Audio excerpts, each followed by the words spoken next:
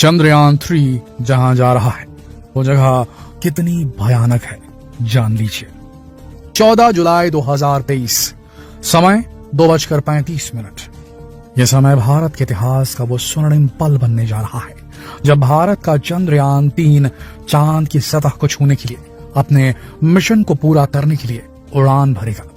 लेकिन अभी भी लोगों के दिमाग में चंद्रयान 2 के लैंडर के चांद की सतह से कुछ ही दूरी पर क्रैश करने की तस्वीरें ताजा हैं उनके दिमाग में। और इस बार फिर चंद्रयान 3 चांद के डार्क साइड पर लैंड करने की कोशिश करेगा जहां चंद्रयान 2 क्रैश हुआ था। आखिर ये जगह इतनी खतरनाक क्यों है और क्यों बार बार भारत इसी जगह पर लैंड करने की कोशिश कर रहा है? आज के वीडियो में हम आपके इसी सवाल का जवाब लेकर आए हैं और साथ ही जानेंगे चांद की पूरी कहानी। तो बस बने रहिए वीडियो के अंत तक। दोस्तों, चांद पृथ्वी का एकमात्र नेचुरल सैटेलाइट है। यह पृथ्वी से 3,84,000 किलोमीटर की दूरी पर है। मनुष्य हमेशा से ही चांद के रहस्य जानने के लिए उत्सुक रहता है और इसीलिए जैसे जैसे टेक्नोलॉजी ने तरक्की की, चांद पर जाने की कोशिशें भी तेज हो गई और आखिरकार 20 जुलाई 1969 को नील आर्मस्ट्रांग ने चांद की सतह पर अपना पहला कदम रखा। उसके बाद से आज तक पूरी दुनिया के वैज्ञानिक चांद के रहस्यों को सुलझाने में लगे हुए हैं। सबसे पहला सवाल तो यही था कि चांद की उत्पत्ति कैसे हुई। चांद की उत्पत्ति आज से 4.5 अरब साल पुरानी मानी जाती है। तब पृथ्वी भी अपने निर्माण की प्रक्रिया से गुजर रही थी। उसी समय थिया नाम का एक विशाल ग्रह पृथ्वी से टकराया। यह मंगल ग्रह जितना विशाल बताया जाता है। यह ग्रह 15 किलोमीटर प्रति सेकंड की रफ्तार से पृथ्वी से टकराया था। इस टक्कर की वजह से कई हल्के पदार्थ के टुकड़े पूरे स्पेस में फैल गए और फिर धीरे धीरे ग्रेविटेशनल फोर्स की वजह से ये एक दूसरे से जुड़ गए।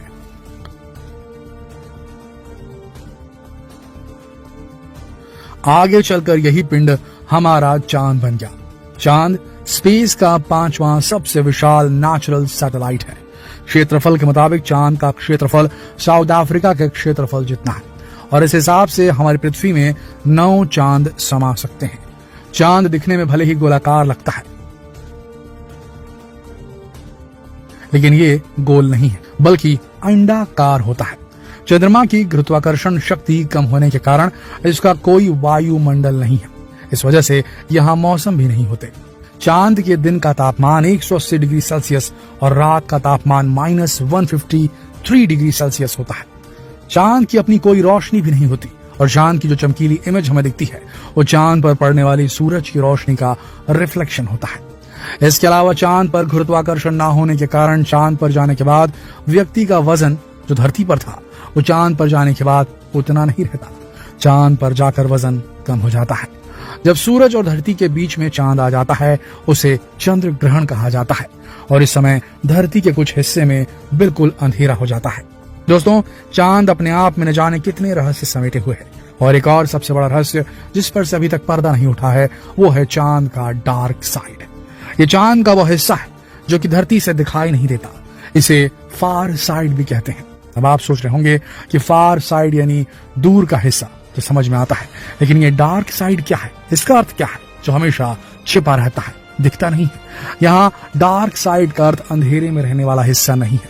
हकीकत तो यह है कि इस हिस्से में भी कुछ समय तक सूर्य की रोशनी पहुंचती है और उसी तरह से पहुंचती है जैसे आगे के हिस्से में पहुंचती है। लेकिन ये दिखता क्यों नहीं? चांद के इस हिस्से की पृथ्वी से दिखाई ना देने की वजह चंद्रमा की अपनी धुरी पर घूर्णन और पृथ्वी की परिक्रमा से जुड़ी है। दरअसल चंद्रमा पृथ्वी से ज्वरीय बल यानी टाइडल फोर्स के जरिए बंधी है और ये एक बहुत ही खास तरह का बंधन है। यानी जितना समय चंद्रमा को खुद की धुरी पर घूमने में लगता है उतना ही समय में वो पृथ्वी का चक्कर पूरा कर लेता है। इसका नतीजा होता है कि उसका एक ही हिस्सा हमेशा पृथ्वी के सामने रहता है और एक हिस्सा हमेशा छिपा रहता है। इस जगह पर कई ऐसे क्रेटर भी हैं जहां कभी सूरज की रोशनी पहुंची ही नहीं। यहाँ की जमीन काफी उबड़ खाबड़ बताई जाती है। सन 1959 में सोवियत स्पेसक्राफ्ट लूना 3 ने पहली बार चांद के डार्क साइड की पिक्चर्स ली थी। लेकिन जब वैज्ञानिकों ने इन पिक्चर्स को देखा तो वो चौंक गए क्योंकि चंद्रमा का ये एरिया उसके दूसरी साइड से बिल्कुल अलग था। यहाँ बड़े बड़े क्रेटर यानी गड्ढे थे, लेकिन यहाँ की सतह का रंग काफी अलग था, जबकि सतह पर कहीं भी लावा के निशान मौजूद नहीं थे। इसका मतलब कि सतह के अंदर का लावा यहाँ बाहर नहीं आ रहा, वैज्ञानिकों के अनुसार इसका कारण नॉर्थ पोल और साउथ पोल यानी कि डार्क साइड की मोटाई यानी थिकनेस है। अब क्योंकि चांद की डार्क साइड की सतह की ऊपरी परत काफी मोटी है, इस वजह से लावा बाहर नहीं आ पाता, जबकि नॉर्थ पोल की सतह काफी पतली है, जिस वजह से वहां लावा बाहर आ जाता है। नासा के मिशन से बात साफ हो चुकी है कि चांद की साउथ पोल की क्रस्ट यानी धरती की सबसे ऊपरी सतह नॉर्थ पोल की क्रस्ट से 30 मील मोटी है। और ये वैज्ञानिकों के लिए एक बहुत बड़ा सवाल था कि आखिर ऐसा क्यों है। तो काफी एडवांस सुपर कंप्यूटर ने एक ऐसे रहस्य को उजागर किया जिसे सुनने के बाद आप भी हैरान रह जाएंगे। इन थ्योरीज में बताया गया कि जब थिया पृथ्वी की सतह से टकराया था तो उसकी टक्कर से एक नहीं बल्कि 2 चांदों का निर्माण हुआ था। यानी कि आज से 4.5 बिलियन साल पहले रात के आसमान में 2 चंद्रमा हुआ करते थे। समय के साथ ये दोनों चांद एक दूसरे के पास आते गए और एक दिन दोनों एक दूसरे में समा गए, और जो छोटा वाला चांद था वो चंद्रमा के फार साइड यानी डार्क साइड से मिल गया। इस वजह से यहाँ की सतह की चौड़ाई ज्यादा हो गई। चांद के इस हिस्से पर बताया जाता है भयंकर आंधियां चलती हैं। यहाँ बहुत गहरे क्रेटर है और यहाँ की सतह पूरी तरह ऊबड़ खाबड़ है। तापमान भी काफी कम रहता है। इस वजह से यहाँ किसी भी स्पेसक्राफ्ट की सॉफ्ट लैंडिंग आसान नहीं होती। लेकिन ये वही जगह है जहाँ चंद्रयान 1 मिशन में पानी की खोज की गई थी। असल में यहाँ तापमान काफी कम होता है, इसलिए यहाँ बर्फ मिलने की संभावना भी ज्यादा है। वहीं यहाँ तक सूर्य से आने वाला रेडिएशन भी नहीं है, इसीलिए यहाँ जीवन के निशान मिलने की भी उम्मीद है। और इस जगह को ज्यादा एक्सप्लोर भी नहीं किया गया, और इसीलिए भारत बार बार इसी जगह उतरने की कोशिश करता है। चंद्रयान 2 में इसी जगह उतरते समय किसी सॉफ्टवेयर ग्लिच की वजह से लैंडर ने चांद की सतह पर क्रैश लैंडिंग की थी, और अब भारत एक बार फिर चंद्रमा के डार्क साइड पर लैंड करने के लिए तैयार है। भारत ने इस बार अपनी पुरानी गलतियों से भी सबक लिया है, और इस बार पूरी तैयारी के साथ भारत चंद्रयान 3 को चांद की सतह पर भेजने के लिए पूरी तरह तैयार है। इस बार चंद्रयान 3 में एडवांस लेजर और कैमरास का इस्तेमाल किया गया ताकि चांद की उबड़ खाबड़ सतह में समतल जगह ढूंढकर सॉफ्ट लैंडिंग कर सकेगा। चंद्रयान 2 में लैंडर, रोवर और ऑर्बिटर था, जबकि चंद्रयान 3 में ऑर्बिटर के बजाय स्वदेशी प्रोपल्शन मॉड्यूल लगाया गया। जरूरत पड़ने पर चंद्रयान 2 के ऑर्बिटर की मदद ली जाएगी।